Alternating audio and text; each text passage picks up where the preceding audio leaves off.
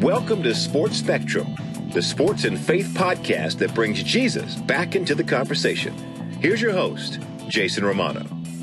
This episode of Sports Spectrum's podcast is sponsored by Compassion International. We love working with Compassion. We're so thankful to have them as sponsors and partners here at Sports Spectrum. If you haven't heard about Compassion or you don't know a lot about them, I want to refer you to their website, compassion.com/sportsspectrum. What they do is they allow you and I to have an opportunity to release children from poverty. And they do such a great job.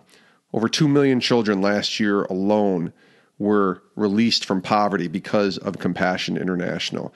It's $38 a month, and the opportunity for you and I to sponsor a child provides them with food, education, medical care, and vocational training. What a privilege and honor it can be to make that difference in a child's life. Imagine if you could sponsor a child for $38, pick the boy or girl in need and sponsor them through the website, and then find out that your $38 a month goes directly to them to help them succeed, to help them live, to help them thrive in life. $38 a month, and you get to have a one-on-one interaction with this child that you decide to sponsor. It's almost like a pen pal that you can write to. They write back to you. You write to them. You stay in touch with them. It's a beautiful thing that Compassion does. It's $38 a month. Consider sponsoring a child today through Compassion. Go to the website, compassion.com/sportsspectrum, and consider releasing a child from poverty today. Today in the podcast, we welcome Zerbin Singleton to the program. Zerbin is a major in the Marine Corps and a former Navy running back who graduated from the Naval Academy in 2007. But his story is an incredible one. It really is. I did not know about Zerbin, and someone from social media, from Twitter, suggested that we connect. And I did, and then I learned more about this man's story, and holy cow, this guy has been through hell and back in many ways. He was born to a mom addicted to drugs, and that mom was incarcerated when Zerbin was 10 years old. He ended up moving to Georgia, was co-captain of his high school football team in Columbia High School, graduated as a valedictorian, but then a week before graduation was hit head on by a drunk driver in 2003. In 2005, after a relationship that was rekindled with his father, his dad ended up committing suicide. And through it all, Zerbin persevered, trusted in God through the process, ended up graduating from the Naval Academy in 2007 and winning the Disney Wide World of Sports Spirit Award. Now Zerbin is working in the Marine Corps as a major, flying as a pilot all over the world, deployment in places like Japan and Africa. Just amazing work that this man is doing, having persevered through so much and trusting God through it all. So before we get to our interview with Zerbin Singleton, I just want to put a little disclaimer out there that the views expressed by Zerbin here on this podcast do not reflect the official policy or position of the United States Marine Corps, the Department of Defense, or the United States government.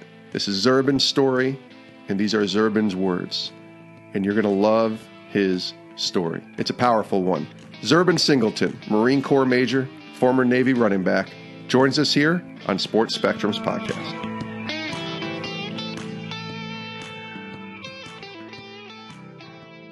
Zerbin, welcome to the show.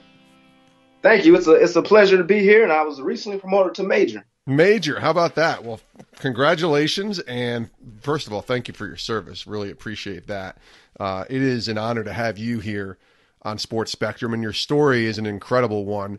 So instead of, I guess, asking you to share it all in one answer, which could be an easy way to do that, let's break it down into some different stages here. And I guess we'll start with the early stages of your life. Growing up, born in Alaska right away, life wasn't easy for you, was it?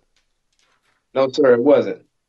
So growing up in Alaska, so I was born in Alaska, 1984. And, around that time, you probably imagine not many people know much about Alaska, just think igloos and sled dogs. But when I was born, my father left before I was born, and my mother, she was addicted to drugs. So I came out, I was premature, my heart was beating too fast, and the first miracle in my life was that I grew into a healthy young baby because I was born in the crack epidemic, so I was what people term a crack baby. And growing up with my mother, I like to say she didn't always make the best decisions, but she laid a strong foundation, and she is where my faith first came from. We used to get down on our knees and pray every night. But growing up with her, like I said, she didn't make the best decisions, and so there was times when we were homeless, where we lived in the shelter for battered women, or maybe a day shelter, or sometimes we lived in a small apartment where there was 10 to 15 other people in, there's drugs in and out of the house, and just wasn't the best atmosphere all the time. Another thing was domestic violence. She was often with a man or another man who used to beat her. I've seen her with a broke arm, a broke leg, black eyes. I've heard heard what the sounds sound like when I'm in the other room, and so it was a period where there's times where I was traumatized by that or different things like that. And there's times when she would go to jail. When she would go to jail, I would live with her sister, my aunt, and then eventually I moved with my aunt's daughter, Marine and Carrie Hall, when I used to live on and off with them, and eventually moved down to Georgia with them. Tell me, first of all, was your dad in the picture? Was there a dad as you were growing up around for you? So yeah, my dad, I didn't meet him until I was 15. I didn't know anything about him. I knew that he was a white man, and my mom told me early on that she was with him because he had money. So in my head, I'm thinking my dad's a rich white man, and I just kind of want to meet him. And I had never seen a picture of him. I didn't know what he looked like, but I had other father figures in my life. So growing up, I played all the sports. So coaches served as father figures. My uncle, AJ, he was a father figure in my life, and then Lorene and Carrie, who I consider my mother and father as well, he served as a father figure in my life growing up. Tell me about, you said your mom, I think you said you were 10 when you moved to Georgia. Your mom was incarcerated, I believe, at that time after being addicted to drugs and all the stuff that you just explained to us. Tell us about how life changed for you when you went to Georgia and really set up the trajectory of your life to be able to achieve and accomplish some great things. Tell me about that.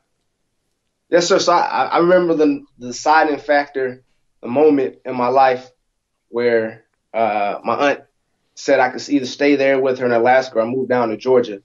So it was at the time my mom, she was on probation, and a bounty hunter was supposed to be coming, and they were just supposed to sign some papers. But she was probably high at the time. So when the bounty hunter got there, she's like, I'm not going back to jail. She runs.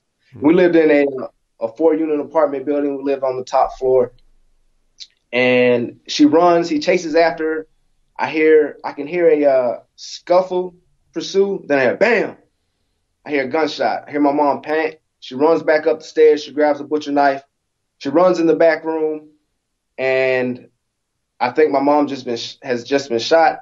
I don't know what's going on. I knew she used to be a nurse in the Army, but I don't know if she can fix herself. The police ambulance get there. They break down the door. They disarm her, and there's 2 holes in her shirt the size of a $50. One where the bullet entered and one where the bullet exited. But by the grace of God, that bullet didn't strike her.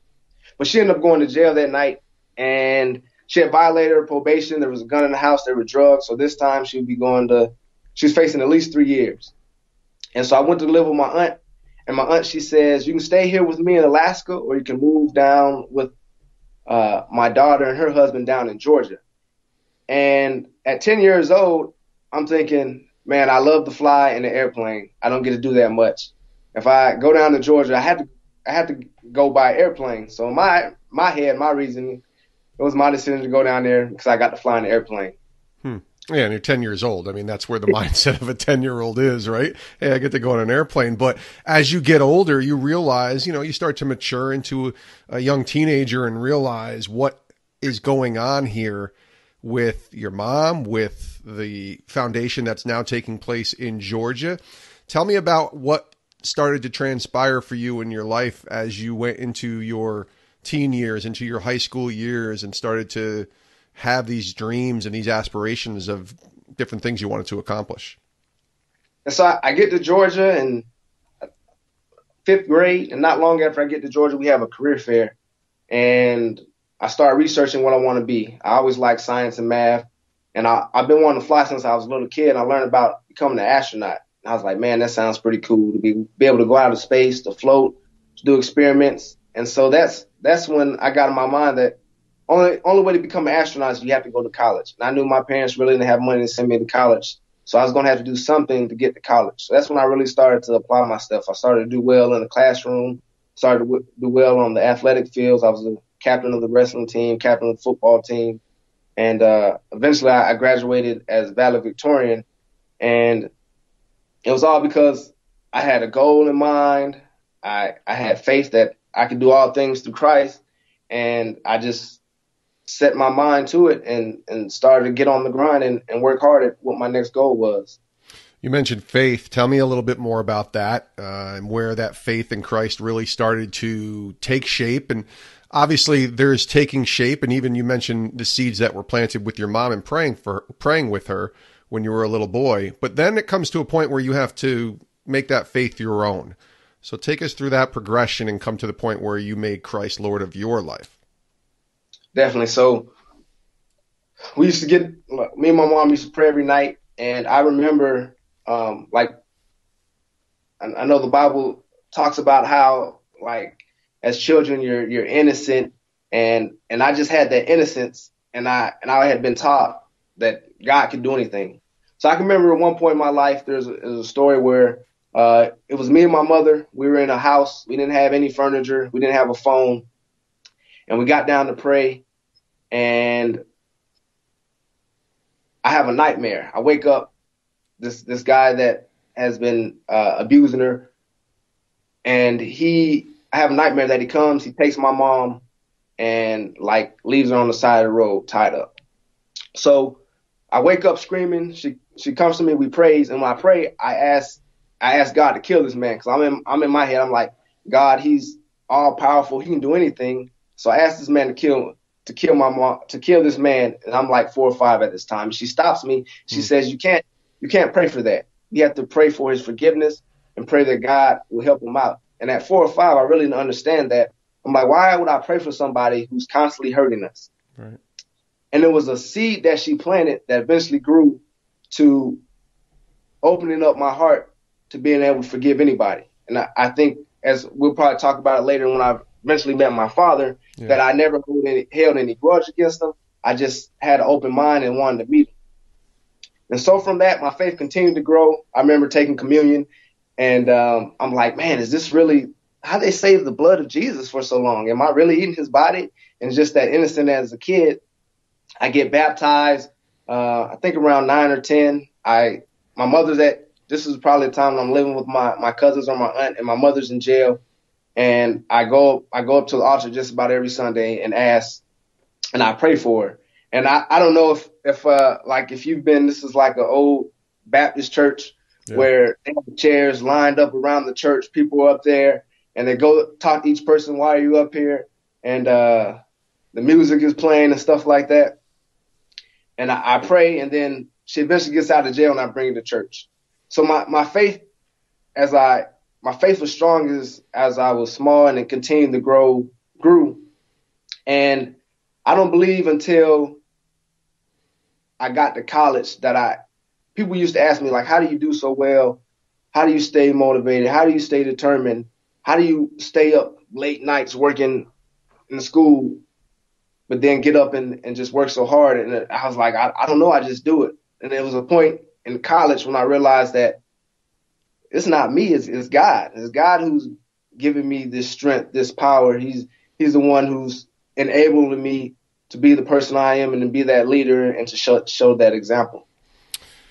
And then things are going really well. In 2003 comes, you graduate high school, Zerbin, and a huge achievement, obviously, especially with all of what you just explained. But not just graduate, you're the valedictorian, which is amazing. But that happiness disappears kind of quickly. Tell us about that time and the accident that took place. Yes, sir. So a week before I'm supposed to graduate from high school, I get hit head on by a drunk driver. Mm. I break my collarbone, and at this time, I've already been accepted into the Naval Academy. It's a goal of mine. I always set my standards high, and I knew it was super hard to get into the academy. If I went there, everything's paid for, and I still have aspirations to become an astronaut, and they had graduated more astronauts than any other institution.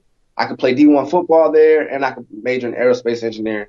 But when I broke my collarbone, I call them and tell them the situation, and they tell me that I'm not physically fit to attend that year. Only other place I had to apply for was the Air Force Academy. I got accepted there, but I knew if the Naval Academy was going to take me, that the Air Force Academy was going to take me. Yeah. So, I mean, it's like in an instant, it felt almost like all my dreams had been taken away. And I really didn't know what to do. So, as I always do, I fell to my faith. I prayed about it. My older sister, she took me. We went to Georgia Tech. I told her my situation. I think the semester is supposed to start in a month or two, way after applications are due. And they allowed me to attend that year. I walk on the football team that year. I major in aerospace engineering. Everything is going well. And my parents, they're asking me, are you going to stay here or are you going to still go to the Naval Academy? And I didn't know. So I asked God to give me a sign. I prayed to God. I was like, what should I do? I don't know what I should do. So at the next semester, it was head coach Georgia Tech was Dan Chan Gailey. He calls me into his office, and I have a positive attitude. I'm like, man, I've been doing really well. He's going to put me on scholarship. He must going to put me on scholarship. Mm-hmm. He tells me, Zerbin, you're not big enough, strong enough, or fast enough to play D1 football. Maybe you should try something else. And it hurt because I've been playing football since third grade. I knew I was better than some of the dudes that were on scholarship, but that was my sign from God that it was time to move on and to go to the Naval Academy. So let's go through a little bit of this because the Georgia Tech situation is obviously a setback. Certainly being hit head on by a drunk driver is a setback. It could have been a lot worse, it sounds like, than it was, even though it still was an injury that you had to overcome. Where is your faith during this? Are you unwavered at all, or are you allowing yourself to get angry with God, to question him, to wonder what the heck is going on here? Where is all that for you? I do think I question why, but I don't think I ever got angry at God. And I feel like the why wasn't answered. Like a lot of things that happen in my life or happens in your life, you don't know the why at the time, and maybe you never know the why. But a lot of times God will reveal to you the why later on in life, and it's always for His glory, for His good, so that Pastor, one of my pastors, Pastor Battle, he often say, your misery is your ministry. And because of everything that I had faced in life, it enabled me to help other people who were facing that to make it through and understand that God was still there. I mean, that's so true. I always say that adversity is life's greatest teacher. And you say it, or your pastor says it even more beautifully, misery is your ministry, and it has turned into your ministry, but there was still more misery that you kind of had to go through. Let's get to your father for a second. You mentioned that your dad, you didn't meet him until you were 15. What was that like? And you even brought it up, the idea of forgiving him and how kind of crazy that is in a lot of ways from a worldly perspective, because nobody would have said to you, if you chose not to forgive him, that you were in the wrong. At least maybe people who aren't believers. You know, we're taught to forgive every time, but that's got to be a hard thing for you. Tell me about your dad, him coming back into your life, the moments you're seeing him, meeting him again, or meeting him for the first time, and where your faith is in allowing yourself to be able to forgive him. So yeah, I met him when I was 15. I always wanted to meet him, and I finally got that chance to meet him. I think it was set up by my uncle. And when I met him, I feel like I had already forgiven him. I had no ill against him. And so when we met, we like really started to grow. We really connected. We had like a lot of likes. Like we both like cheese. We had big ears. I don't really think I looked like any of my parents, but we both had big ears. We were adventurous. And I mean, when we really started to grow. So I met him. I think the first time I met him was in Alaska, and then he moved to California, and I went and visited him in California for the summer. Him and his wife. He came to my high school graduation. Mm. Everything is going well. And I meet his mother, which was my grandma, and me and her had a great relationship until she passed. And it was funny because she was mad at him because I'm her only grandson, and she always wanted a grandson, so she was mad that it took so long that we finally got to meet. So I'm at my first year at the Naval Academy, and your first year is pretty difficult. It's your plebe year. It's kind of like boot camp. You have a bad time. I often equate it, it's like being in jail, except you get to leave from Saturday from 12 to 12. And so it's very difficult. School is hard, and then on top of that, you're playing football. And so I call him for Christmas, and he doesn't answer, which was pretty weird because he always calls me back. And I get a call from his wife, January 3rd, 2005, and she tells me that he's committed suicide, that he shot himself in the head. And it hurt really bad because I just started to get to know him, and we were growing strong, and he seemed like he was doing well and everything. And then he commits suicide. Mm. And at this time, like it's the hardest time at the academy, and I can't take a break because I won't make it through the academy. And so again, I fell back to my faith. I prayed about it, and I had to keep going.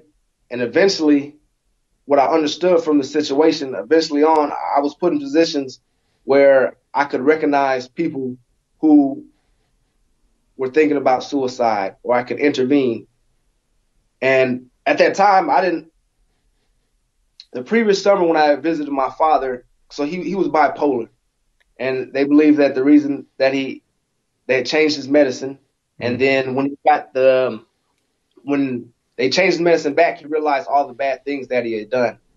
And so the last time I met him, he was acting like very crazy and disjointed, and he thought that people were after him. And like I didn't know anything about the disease. I didn't know anything about suicide. But from that situation, it helped me enable other people to not commit suicide, to recognize suicide in other people, and just bring people to Christ, knowing that there's somebody that loves you. Yeah. What was that process of grief like for you? You're so young at that point. You're still 20 years old or whatever you were, college kid trying to process this. And obviously you still had to focus on everything that you were doing with the Navy, but what was that grief process like for you, for someone that you didn't know for a good majority of your life, and then suddenly it's back in your life and now not there anymore?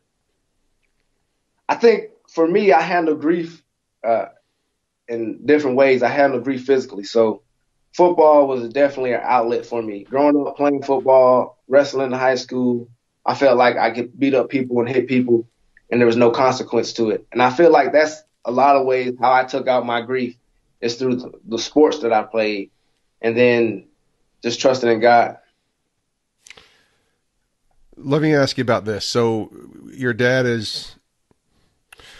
trying to understand moving forward in that process. So I haven't shared this ever, I don't think, on the podcast, but my dad tried to end his life as well. And he had a lot of things going on mentally in his life, very unstable. He was unsuccessful in ending his life, thankfully, and he's still alive today, and I'm glad he's alive. But I didn't understand. There were a lot of questions that I had about trying to figure out, could I have done something different? Was I the cause? Again, it's that grief, right? But there was guilt, I think, a little bit on my end. But it also really opened my eyes to seeing my dad through the lens of Christ, and knowing that God loved him just as much as he loved me, whether I was successful in the eyes of the world and he was struggling. What did that do for you in terms of your relationship with God after your dad's passing? And, some people, when tragedy hits like that, they run far, far, far away from God. And I know you said you didn't do that, but tell me about the relationship with God and how it grew and maybe even strengthened in many ways after what happened with your father. I definitely think it grew. I think that, so I didn't really tell anybody about that. I probably told my best friend. Like, many people at the academy didn't know about it except maybe the superiors, because I needed to go for the funeral. Yeah. And when people started to find out, and I could tell them that I'm able to stay strong because I have God in my life, that I could walk and show the example that, man, you can stay strong, you can continue to trust in God. Like I like the footprints in the sand analogy. Yeah. Where in my life, there's always two sets of footprints. And when there was the hardest times in my life, there was only one set of footprints, like you had left me, God. And he said, no, my son, that's when I was carrying you. So I think it made me strong in that way. It enabled people to see me in a different light. It increased my faith. And I think it increased other people's faith as well. What about your mom? And obviously you were 10 and you moved away from her. How was her progression going into these years, and how is she doing now? So my mom, when she got out of jail, eventually my plan was when she got out of jail, I would move back to Georgia. And so when I told her that I wanted to stay in Georgia because of the opportunities I had and stuff, it really hurt me and it hurt her. But when she first got out of jail, it wasn't the best. And eventually she left Alaska and went to a veterans program, a rehab program in California. And because she wasn't around the same people, wasn't around the same environment, she was able to get clean. And she's actually been clean for almost 9 or 10 years now. And then she was living in California, and I got stationed in California, and we were only like an hour and a half away. And so, like you said, everything works out for the greater good. God always had a plan, so it put us together.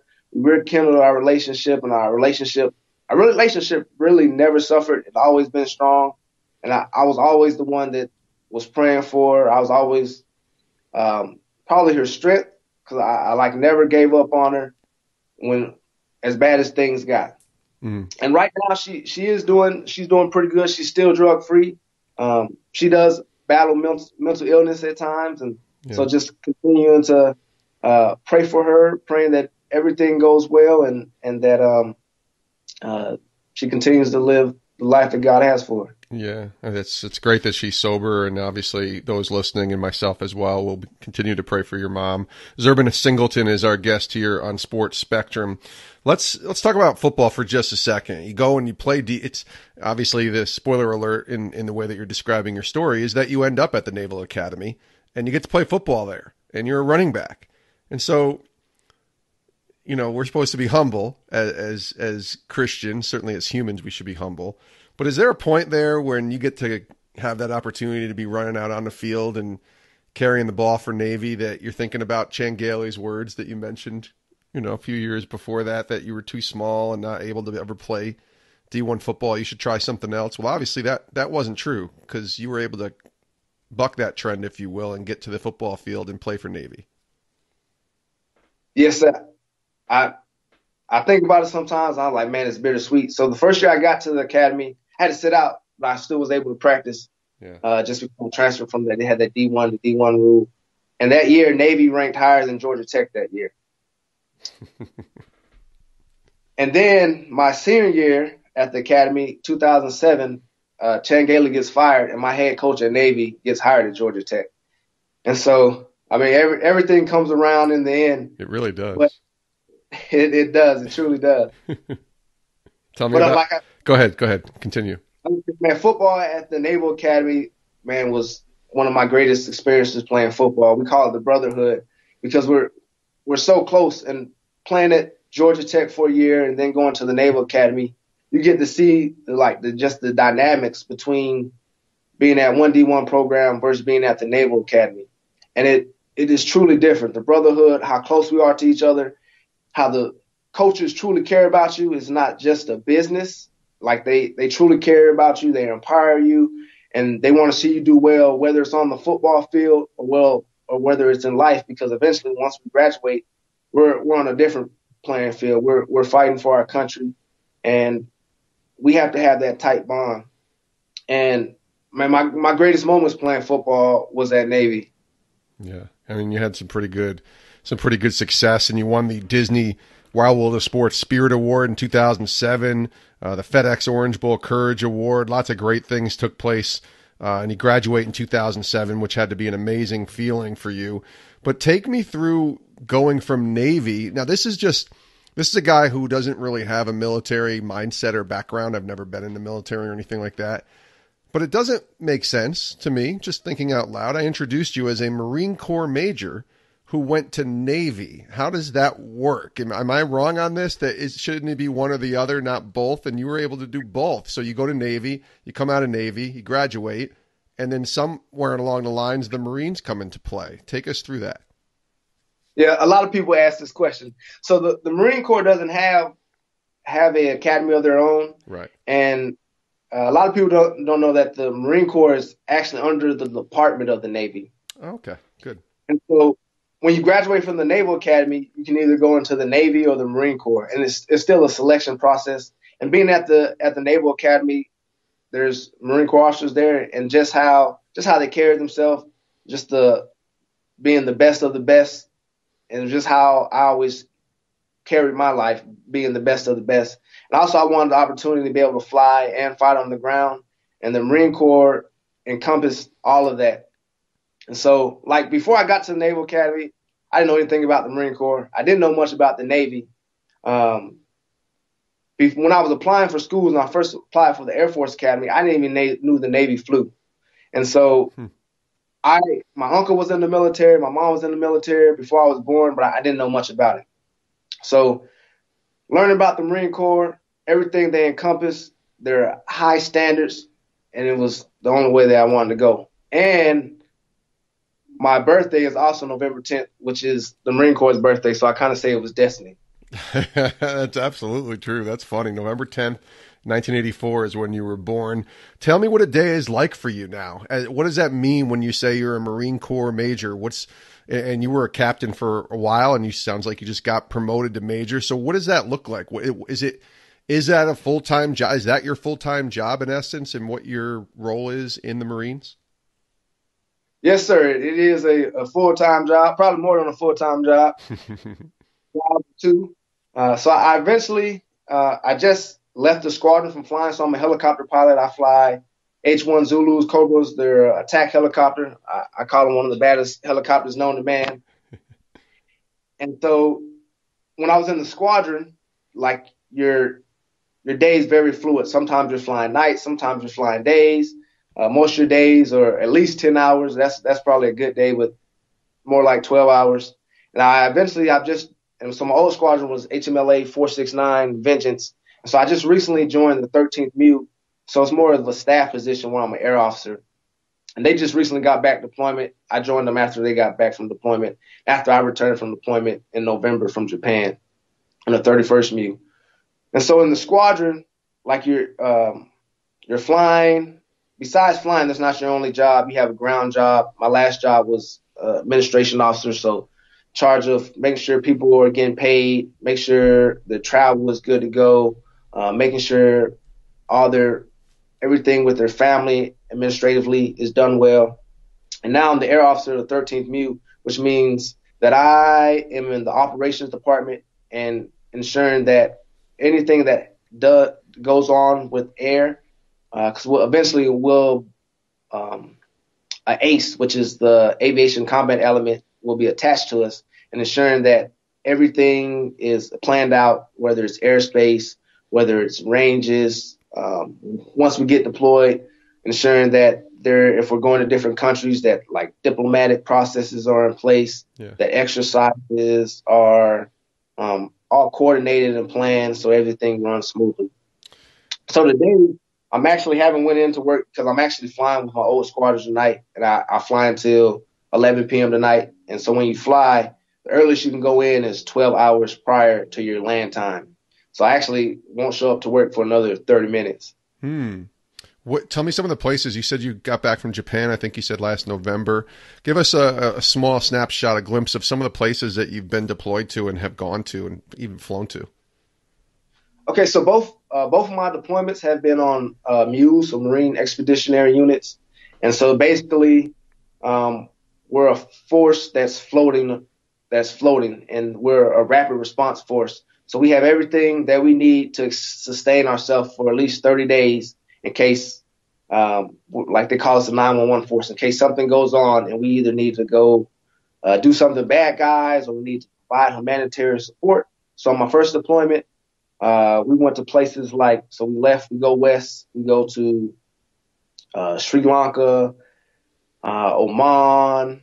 We're doing stuff off the coast of Africa and Djibouti, exercises. In Kuwait, we're in the Middle East, Africa region, doing different things off the coast, going into countries, doing bilateral support, so working with other militaries to train them and then just increase our bilateral support with each other.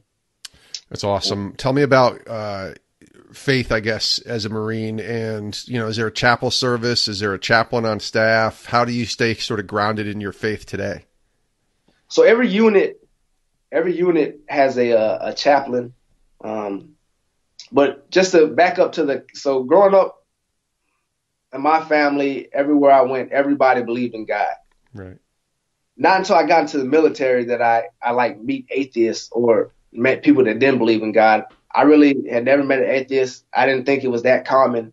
And so when I got to the academy to see like so many people not knowing God or not believing in God or just having different views or different like religions and things like that, it was eye-opening to me. And I was like, man, like it was just weird. And so being in the military, that it's still like that, because people come from all over the globe. Maybe they've never met Christ. Maybe they had instances where they just don't know Christ. Maybe they believe in different religions. Yeah. And also because being in the military, I can't say, hey, to one of my Marines, hey, do you believe in God? Because you can't bring that political religious sense to the military where it looks like I'm a superior and I'm trying to force my religion on somebody that's one of the subordinates. And so you can't really do that. So of course, there's chaplains on base. There's chapels on base. They have services just about for every different religion. And man, the chaplains, they work hard. And a lot of times they speak to Marines and even though they're faith-based, that they're providing counseling and things where they can't maybe talk about their faith at all. But anybody can they can invite them to church, they can invite them to the chapel and stuff like that. So for me, I try to live my life in a way that I can show my Marines or other people in the service that, hey, I'm able to be strong, I'm able to be successful, I'm able to perform because of my faith. And so when they ask me, I can tell them about it, but I can't just come out and say, hey, do you know Jesus? Yeah. No, I get it. It's living your life as an example. And if there's discussions and conversations that come from it, then man, you're ready to tell people about the hope that's in you. Zerbin Singleton is our guest here on Sports Spectrum. Last couple questions, Zerbin. Thanks so much for your time here.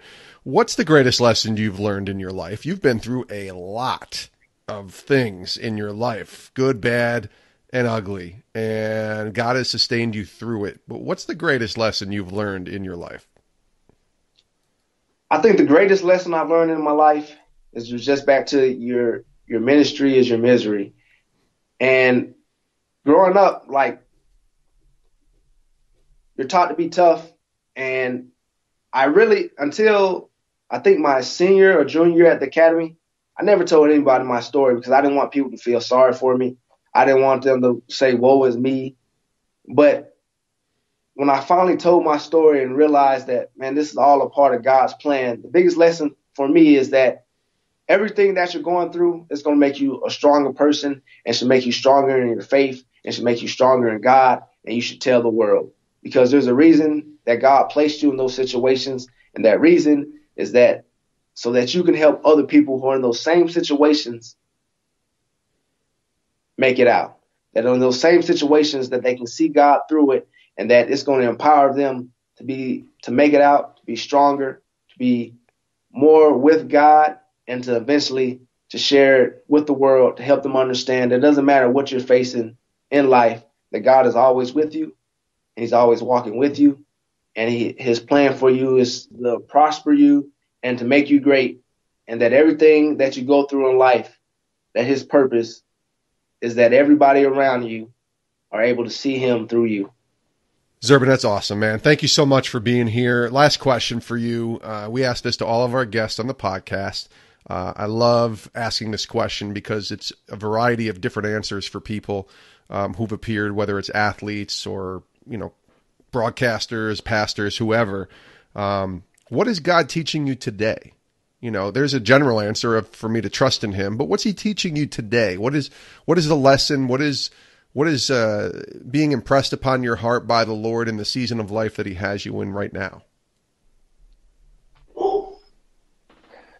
You can never become complacent with where you are with God. You can always do more, be more, and just learn more about him. So recently so I go to the Rock Church here in San Marcos, the bigger one in San Diego. It's Miles McPherson, right? Yes, sir. Yeah, he's been on this podcast. Miles is awesome. Oh yeah, I love Pastor Miles. And so this year we started to do some all about making disciples.